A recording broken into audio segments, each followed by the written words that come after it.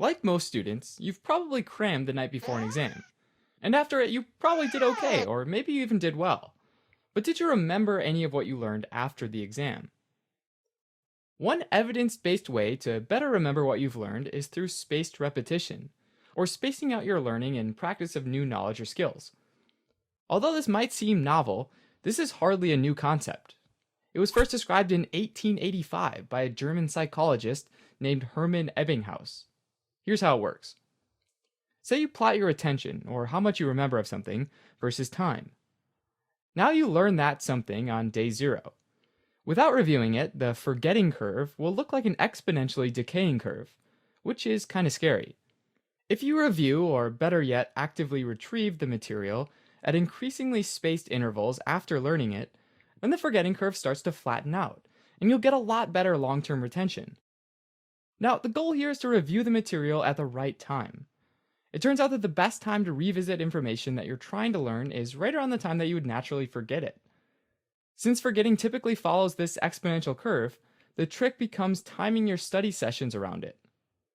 Practically, this means having more widely spaced intervals between study times for the material that you're more familiar with, and shorter intervals between study sessions for material that you're less familiar with. While this strategy would be effective for all fields of study, it's especially important for students in the medical field, who have to retain key knowledge and skills in order to care for their patients. Kind of frighteningly, one study found that without spaced repetition, after 1 year, medical students forgot up to 33% of their basic science knowledge. And after 2 years, more than 50%. But when students and residents apply spaced repetition strategies in their studying, they significantly outperform their counterparts, with some studies showing close to 40% greater learning efficiency. Knowing about spaced repetition is one thing, but what about applying it? Students, especially those in the health and medical fields, have to remember hundreds or even thousands of bits of knowledge and skills. Because of this, it'd be incredibly hard for them to keep track of when they should revisit each piece of information, especially since each bit of information will follow its own learning curve. And this is why researchers and software developers are using computer algorithms to try and help students optimize their studying. These algorithms help you learn by sorting information based on your responses to questions.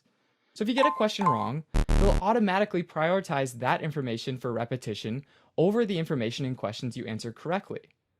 In doing this, these algorithms can actually reduce your overall study time by making sure the time you're spending studying for your exams isn't wasted on studying information that you can already reliably recall.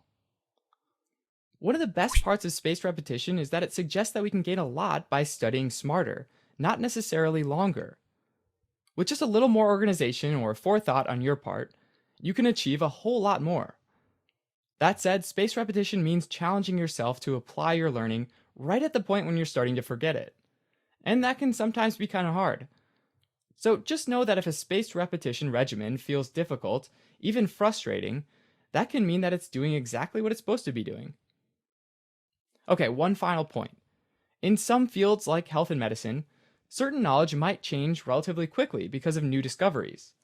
So it's important to know the right new information, rather than remembering the wrong old information for a long time.